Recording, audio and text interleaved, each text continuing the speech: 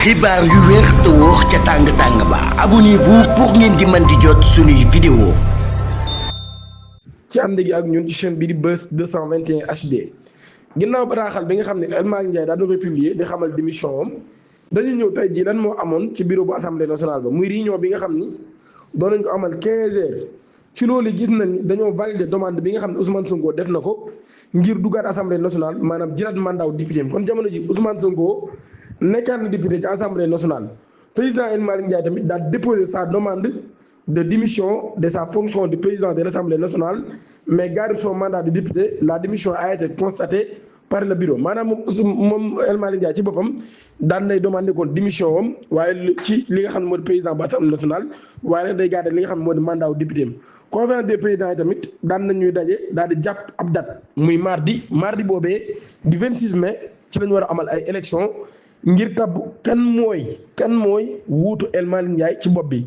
ci loolu yi nag ki nga xam ne moo di Thierno Alassane Sall tamit daan na ci am ab réaction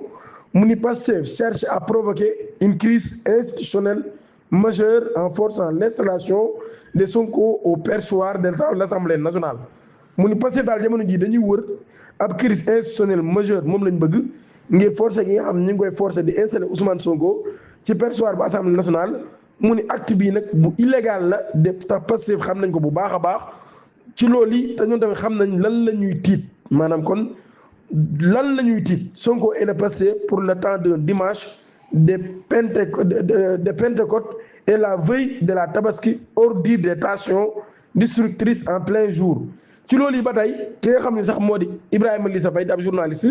nee na ñii dañuy jouer ak état bi ak institution de la République yi pendant que les Sénégalais sont préoccupés par la Tabaski. C'est à la limite malsain ce qui est en train de se jouer dans ce contexte maanaam jamono ji kon jàpp na li nekk di xew moom lu malsain la jamono ji li nga xam ne moo nekk di xew ci contexte bii nii. am yeneen réaction nag yoo xam ne moo jógee ci booru Pastef ñoom ñëpp ñu ngi tàccu El Malick Ndiaye di ko wan ne góor nga garmi nga te li nga def képp nga waroon def. loolu mooy réaction bi nga xam ni waa Pastef ñoom daan nañ koy am foofee la ñuy yëkkatee abonné leen activé ko notification bi te aimé vidéo bi jërë ngeen